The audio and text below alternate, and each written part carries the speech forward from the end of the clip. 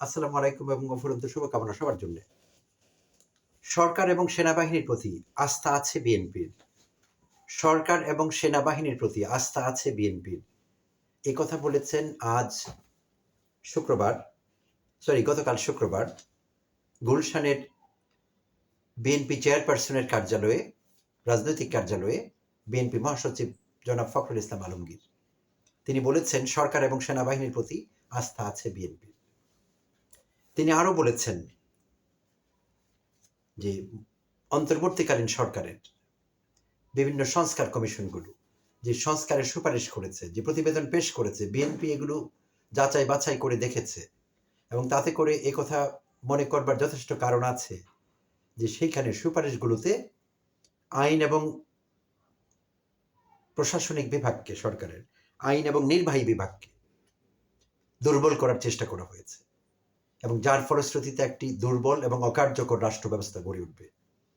দ্ব্যর্থহীন ভাষায় জনাব ফখরুল ইসলাম আলমগীর এগুলো বলেছেন। তিনি কোয়েশ্চেন করেছেন, প্রশ্ন রেখেছেন যে সংস্কার কমিশনগুলোর এখতিয়ার, জুরিসডিকশন তাদের আছে কিনা এগুলো করবার জন্য। এখতিয়ার নিয়েও প্রশ্ন তুলেছেন যে এতদিন পর সংস্কার কমিশনের এখতিয়ার নিয়ে প্রশ্ন তুললেন, বেশ হাস্যকর বিষয়টি। শুরু থেকে এই বিরোধিতায় যেতে পারতেন যে আমরা কোনো রকম সহযোগিতা করব না সংস্কারে, কারণ আপনার সরকারের, অন্তর্বর্তীকালীন সরকারের কোনো এখতিয়ার নেই সংস্কার করবার, সংস্কার কমিশন গঠন করবার। তো বরাবরই আপনি বলে এসেছেন, মির্জা ফখরুল ইসলাম আলমগীর, আপনার অন্য নেতাকর্মী বলে এসেছে, আপনিও বলে এসেছেন যে আমরা সংস্কারের পক্ষে, আমরা সংস্কারের বিরুদ্ধে নই। কিন্তু আস্তে আস্তে যতই দিন গিয়েছে এবং সংস্কার কার্যক্রম যতই জোরালো হয়েছে, আপনারা সেই জায়গা থেকে সরে গিয়েছেন। কয়েক মাস ধরে আমরা সেটি দেখছি। অনেকটা টম এন্ড জেরির মতো অবস্থা। বলছেন সংস্কার ভালোবাসি সকালে, বিকেলে বলছেন সংস্কার বুঝে শুনে বলতে হবে বিষয়টা কি হচ্ছে। তারপর দিন বলছেন আংশিক সংস্কার দরকার। তারপর দিন বলছেন শুধুই নির্বাচন কেন্দ্রিক কিছু সংস্কার দরকার, আর কোনো সংস্কারের দরকার নেই। এবং সম্প্রতি আপনি বলেছেন সংস্কার করবেন না। তো আপনি বুঝিয়ে দিয়েছেন আপনার বিভিন্ন বক্তব্যে যে আপনি সংস্কারের পক্ষে নন। তো আপনি ভেবেছেন দেশবাসী কিভাবে নেবে বিষয়টি, যদি মোটা দাগে হোলসেল রিজেক্ট করি যে আমরা সংস্কার চাই না, বিএনপি সংস্কার চায় না, যদি আপনি এরকম মন্তব্য রাখেন, লোক কিভাবে নেবে? তাই আপনি যতটুকু সহযোগিতা করেছেন কিংবা যতটুকু পক্ষে কথা বলেছেন সংস্কারের, সেই আলোকেই বলেছেন। তাই আপনি এই মুহূর্তে যখন সমস্ত সংস্কার কমিশনগুলো প্রতিবেদন তৈরি করে সব রাজনৈতিক দলের কাছে পাঠিয়েছে, আপনাদের কাছেও পাঠানো হয়েছে, আর আপনার বিচার বিশ্লেষণ বলছে যে এখতিয়ার নেই সংস্কার কমিশনের এগুলো করবার, এবং আপনি বলছেন যে আপনার এইটি বিশ্বাস করবার যথেষ্ট কারণ আছে যে এই সংস্কার কমিশনগুলো তাদের সুপারিশ মালার মাধ্যমে চেষ্টা করেছে আইন ও নির্বাহী বিভাগকে দুর্বল করে দিতে।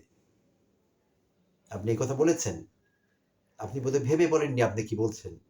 তাহলে অন্তর্বর্তীকালীন সরকার চাচ্ছে আগামী দিনের বাংলাদেশের রাষ্ট্র ব্যবস্থা, সরকার ব্যবস্থা দুর্বল এবং অকার্যকর হয়ে পড়ুক। এটি তো তাহলে দেশের বিরুদ্ধে তারা একটি ষড়যন্ত্র করছে আপনার কথা মোতাবেক। তাহলে এমন ষড়যন্ত্র করছে এমন একটি সরকার এখন দেশে, আবার আপনি একই সঙ্গে বলছেন যে আপনার সরকার এবং সেনাবাহিনীর প্রতি আস্থা আছে। কোন কথাটি সত্যি ফখরুল ইসলাম আলমগীর সাহেব? আপনার সরকারের উপর আস্থা আছে, নাকি যেটি বললেন যে তারা এখতিয়ার বহির্ভূত কাজ করছে এবং দুর্বল আইন এবং নির্বাহী বিভাগ তৈরি করবার চেষ্টা করছে? কোন কথাটি সত্যি আপনার?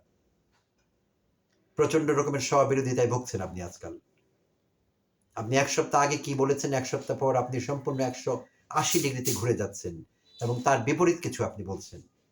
এবং আপনার দলেরই অন্যান্য হাই আপস গত 3 মার্চ চেয়ারপারসনের উপদেষ্টা জনাব ফারুক, জয়নাল আবদিন ফারুক, তিনি নোয়াখালীর সেনবাগে এক জনসভায় বলেছেন অন্তর্বর্তীকালীন সরকারের প্রধানকে, প্রধান উপদেষ্টাকে তিনি প্রশংসা করেছেন। তিনি বলেছেন প্রধান উপদেষ্টা অত্যন্ত ভালো এবং একজন সৎ মানুষ। তিনি যথাসময়ে নির্বাচন দেবেন স্বল্প সংস্কার করবার মাধ্যমে। এই ছিল আপনারই দলের একজন উপদেষ্টা, চেয়ারপারসনের উপদেষ্টার বক্তব্য এবং মতামত এবং মূল্যায়ন প্রধান উপদেষ্টা সম্পর্কে। আর আপনি এখন বলবার চেষ্টা করছেন যে একরকম ষড়যন্ত্রে লিপ্ত রাষ্ট্র ব্যবস্থার বিরুদ্ধে প্রধান উপদেষ্টা বা তার অন্তর্বর্তীকালীন সরকার। কোন কথাটি সত্যি? কাকে আমরা আমলে নেব? ভেবেচিন্তে কথা বলবেন জনাব আলমগীর। অনেক বেশি এলোমেলো কথা হয়ে যাচ্ছে এবং আপনি কন্টিনিউয়াসলি নিজেকে কন্ট্রাডিক্ট করছেন। স্ববিরোধিতায় আপনি ভুগছেন আগাগোড়া। আর আরেকটি বিষয় এখানে বলতে চাচ্ছি, আপনি বলেছেন সরকার এবং সেনাবাহিনীর প্রতি আস্থা আছে, এবং আপনি এও বলেছেন যে আসছে ডিসেম্বরের মধ্যে সুষ্ঠু নির্বাচন আয়োজনে সরকার এবং সেনাবাহিনীর ভূমিকার প্রতি বিএনপির আস্থা আছে। এখানে সেনাবাহিনীকে টেনে আনা কেন হলো? আপনার তো এটুকুই বলা দরকার ছিল যে সরকারের প্রতি আস্থা আছে, যে সরকার যেটা বলেছে স্বল্প সংস্কার যদি হয় সেটি, তাহলে আগামী ডিসেম্বরের মধ্যে নির্বাচন হবে, সরকার তার কথা রাখবে। আপনার তো এইটুকু বলাই যথেষ্ট ছিল। আপনি এখানে সেনাবাহিনীর উপরও আস্থা আছে যথাসময়ে নির্বাচন অনুষ্ঠানের ব্যাপারে। আপনি সেনাবাহিনীকে এখানে কিভাবে নিয়ে আসতে পারেন? আপনি কি সেনাবাহিনীকে প্রফেসর ডক্টর মোহাম্মদ ইউনূসের প্যারালেল করছেন? আপনি চাচ্ছেন বা বোঝাচ্ছেন কিছু সিদ্ধান্ত ক্যান্টনমেন্ট থেকেও আসছে এবং আসবে, তাই আপনি সেনাবাহিনীকে এখানে আস্থায় রাখছেন এবং তাদের কথা বলছেন।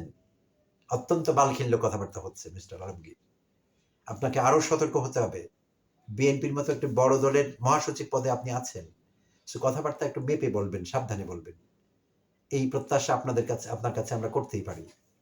ধন্যবাদ সবাইকে, ভালো থাকবেন।